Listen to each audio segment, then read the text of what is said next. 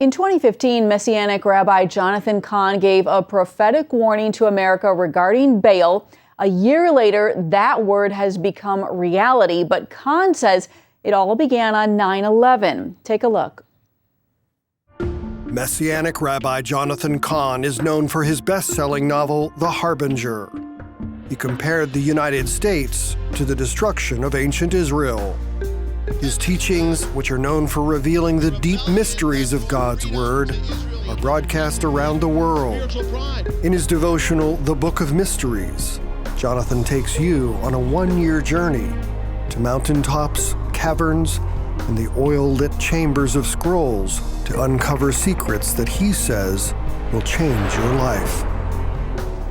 And Jonathan Cahn is here with us right now to talk more about these uncertain times that we're living in. Thanks a lot for joining us today. A blessing to be here, always. Talk about this Arch of Baal in New York City and what has happened. Yeah, well, the Harbinger, the template is that a nation is warned by God, but the nation of Israel happened in the last days. They were warned that the harbingers or signs appeared and they turned away from God. They got worse. But as they headed to destruction, but they were worshiping the god Baal. Baal is sort of behind the times of the harbingers. So now it's happening in America. The harbingers revealing that parallel, that these same 9 harbingers have appeared warning America that it's going rapidly accelerating from God. But the question is, could the sign of Baal, therefore, manifest on American soil, which is a sign of apostasy, a sign of a nation that has turned away from the God it's known. And it's actually the God they offered their children up to, where they called evil good, where they persecuted the righteous. That's what happened in ancient Israel. Well, happening in America. So the question is, could it appear? And it'd be crazy because nobody really even brings up Baal, but it happened. The sign of Baal has appeared on American soil. And it just happened within this last month. In September, it appeared in New York City. I went down there to witness it myself. Here's the arch that led the worshipers of Baal to worship Baal in the temple of Baal from Syria. And so, no, but it wasn't introduced in New York as this is Baal here. It was introduced under other names, right? Well, there's actually, and you may have a spot. There was actually a plaque right by the arch that said Temple of Baal. Well, Baal is Baal. Baal, okay. Same God. Okay. Same God. So they're not saying we're worshiping this, but that's what they did. So here you've got an arch devoted to Baal. I mean, the God, the anti-God of the Bible, and of apostasy happening in America. The deputy mayor of New York was speaking, and she says, in front of her, she says, we're doing this as an act of defiance. Now, this is in the Harbinger completely. And in the Harbinger, talks about the people saying we're going to rebuild Israel when they were attacked. Said, and this is the warning sign, said, we're going to rebuild what was broken, and it was broken by the Assyrians. Well, this arch was destroyed last year by ISIS, who are the Assyrians in the land of Assyria. So we're literally fulfilling the harbingers and putting up the sign of a nation, that America is the nation that has known God, has been falling away from God and turning to other things. It's calling evil good and good evil, persecuting the righteous. This is a danger sign. But New York City is saying they're putting up this arch to defy ISIS, right? That's right. Oh, that's right. So on the surface, most people would say that's fantastic. Of course, but so did ancient Israel. Ancient Israel was attacked by Assyria and said, we're going to do this, we're defying Assyria, but they were defying God too, because they were saying is we're going to come back stronger, greater, without God. And that's what happened. And now, and of all things to put up, I mean, think about Baal. I mean, America. This is now, we're fulfilling even that part of the matching thing to ancient Israel. Wow. Well, your previous book was called The Mystery of the Shmita. Thank you for pronouncing it for me. No problem. It was about a major economic downturn. Are you still seeing that? Well, first of all, yeah, what happened, and I always warn, and it's in the book all over that, you can't put God in a box. He doesn't have to do something every time at that time. Be warned both ways. But what happened in the year of the Shmita, it was the worst year for the stock market since the last Shmita of 2008. It was the first time it finished in the red. It was a global economic collapse of trade, first time since the Shmita of 2008. It produced 20% of the worst stock market crashes in world history. It was the worst year for making money in 78 years since the Shmita of the Great Depression. So there were tons of things happening throughout, and we have never even gotten out of the other Shmita, which paralyzed the world economy. We have not grown at any rate since then. So the effects are still there. What am I expecting? It's in God's hands. But it happened. It didn't have to manifest, but it did again. It manifested again. Wow. Now, your newest book, we've got it here. It's called The Book of Mysteries. Tell us about what you mean by mysteries. Yes. Well, mystery is something that's hidden and it's revealed, or it is now revealed in God. The Book of Mysteries, if the Harbinger is the opening up of an ancient mystery, the Book of Mysteries is the revealing of literally hundreds of the mysteries of God. What I believe are some of the greatest mysteries of God, the mysteries of heaven, the mysteries of the end times, mysteries of our lives, mysteries of the rabbis, So it's all mysteries of that. What I believe are some of the greatest mysteries of that, and many of the mysteries have, as far as we know, have never appeared before. So it's revealing these things. And what I did is I took the format of the Harbinger in the sense that I was led to do it, that there's a narrative. A man goes into the desert, meets a man called the teacher. The teacher takes him on this journey for 1 year on mountaintops, caves, secret chambers, and every day he opens up, reveals another mystery of God. Every day. So there's 365 mysteries. So you can read it right through, but also you're taken on this journey, but you can also read it every day. It can become a devotional, unlike other devotionals, that every day you're getting a mystery of God. But ultimately my burden is that I believe we're going to have very challenging times ahead. Believers. And so I want to strengthen believers, that we be strong, that it's not just getting blown away by the mysteries of God, but to apply it. And there's things in there that to become strong. And actually I'm hearing, it just came out, we were talking before the show, but I'm hearing people who are not saved are getting saved. So that's my greatest joy, that it's changing lives. Right. Now, one of the mysteries that you talk about is the mystery of God's name. Yes. So tell us about that. Yes, in the book, the teacher says to it's telling the student the sacred name of God, and the student never heard it before. And he's saying, no, you say it all the time. And so what do you mean?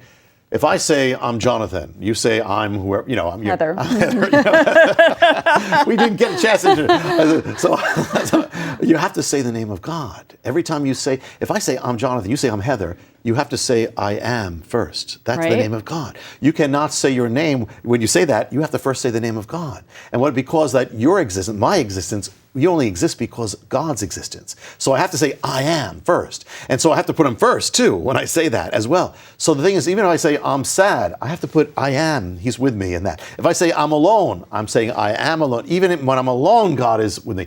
If I say I'm in sin, I am, Jesus is the I am. He came and became one with me in sin, so I'm not even alone there. So the thing is that the key is to take this is that, we think of living for God, which we must do, living to God. But the secret is to live from God, because from I am, that whatever you do, I live from his living. That's I love from his loving. Whatever I am in his I am, that's the secret of life. Wow. I wanted to ask you, too, about the mystery of the bride and the groom. I love this one. And like something like what I just said before is one of hundreds of mysteries. There are hundreds, but there's also streams of mysteries in the book there's one mystery, it keeps getting bigger and bigger and bigger. So in the book, there's the mystery of a marriage. You actually are witnessing a marriage in the desert from the time of the Bible. This has an incredible mystery, and that is this. In the times of the Bible, the marriage went like this. In order for there to be a wedding, the bridegroom had to make a journey from his house, the house of the bridegroom, to the house of the bride, no matter what. So he would journey to her house. There he would pledge his life and his love. And then he would have to offer up a treasure for her called the mohar. And that would set her free. If she said yes, they're considered husband and wife. But then they have to separate. He goes back to his house. They're separated for over a year. She prepares for the marriage, saying goodbye to her childhood house. He prepares a house for her, and then the wedding day comes. He's dressed up like a king, and there are torches and a great procession. He makes one more journey with a celebration, this time to take her home. He comes, she's waiting like a queen. They see each other, they're lifted up on the sedan, carried away from her house to his. She finally sees the house that was prepared for her, that she only dreamed about. They come in, they become one. What's the mystery? God is the bridegroom. We all are the bride, or we're born to be the bride. But for the mystery to happen, the bridegroom has to make a journey from his house to our house. So 2,000 years ago, the bridegroom makes the journey of the bridegroom. God comes down to earth. Wherever we are, he comes to our house. And he gives himself, not a price. The bridal price is his life. That's the mohar, sets us free. Then if we say yes, we were joined. But then he goes back. The bridegroom has to go back. So he says, I have to leave. So now is the time of the separation. We're to prepare to get ready for the wedding. But then the day will come when he will come. The bridegroom comes one more time, but this time in glory as a king. And he's going to come not to make a pledge, but to take us home. And so whether we're there for the coming or we're leaving this life, He's going to take us home to the place we have only dreamed about, the house of the bridegroom made for us, and for the first time we'll be home. It's such a powerful image. It We do is. have a question from a viewer. Yeah, We're on Facebook sure. Live right now, of That's course. it. And the viewer is asking about the breakdown in the U.S. relationship with Russia, and how does the Book of Mysteries give more depth to what we, I'm sorry. Yeah, We can, we read yeah, it in the does that English make sense? translation of the Yeah, Bible. yeah. Perfect. Well, first of all, we are in dangerous times all around. I mean, and so the breakdown is all part of that. The Book of Mysteries also has a lot of end time mysteries about what's happening right now. And the other thing it does, we didn't bring this up, is that it brings out things that you would never see in English ever, but they're in the Bible. Example, when we talk about worship in the Bible, the word is proskuneo, which means to kiss. What is worship? To kiss God, to be kissed by God. Another one in the Hebrew, you never know it. Isaiah 53, it says, it's a prophecy of Messiah's death in Isaiah. It says in his death, but in Hebrew it doesn't say that at all. In Hebrew mystery, it says in his deaths. He doesn't die one death. He dies many deaths, all our deaths. And what it's also saying in Hebrew is that what he died, the word death cannot even contain it, is so big what he did for us. Another quick thing with that is the word for mercy, God's love. In Hebrew, you can't say that really God has mercy. It says he has rachamim, which is not mercy, it's plural. He has mercies. The word for sin is singular, our sin, but the word for his mercy is plural. It means no matter how much sin we have, his mercy is so much greater. There's no end to it. That's why we have eternity, because that's how long it takes to know the love of God. That's just some, but it's filled. The Book of Mysteries is filled with things you would not see in English. You couldn't, and yet it's there. It's amazing. It's really powerful. And I was thinking, too, when you were talking about marriage and the bride and groom, Yes. It's interesting that our nation right now is fighting over marriage and what it means and the definition. And here you have another reminder that it is so central in the Bible. Totally. And I'm going to throw this in. It wasn't planned. Throwing this in that there's one of the mysteries about the end times is the word apostasy. He says there'll be a great falling away. But the original word holds a secret. Apostasy doesn't just mean the falling away from faith. Apostasia also means departure from the state of being. So what happens in the same day that you see a falling away from faith, which we're watching, you're seeing falling away from men departing from the state of manhood, women departing from the state of womanhood, marriage from the state of marriage. This is the other part. It's all there in the word from the Bible. What's happening? Well, we're witnessing right now. Yes. Wow. Well, absolutely. Really a time to be vigilant. And yes. We thank you so much for being here, Jonathan Cahn. Blessing, and they can get the book anywhere. All right, great. Thank you so much. Thank you, Heather. Great to be with you. Thanks.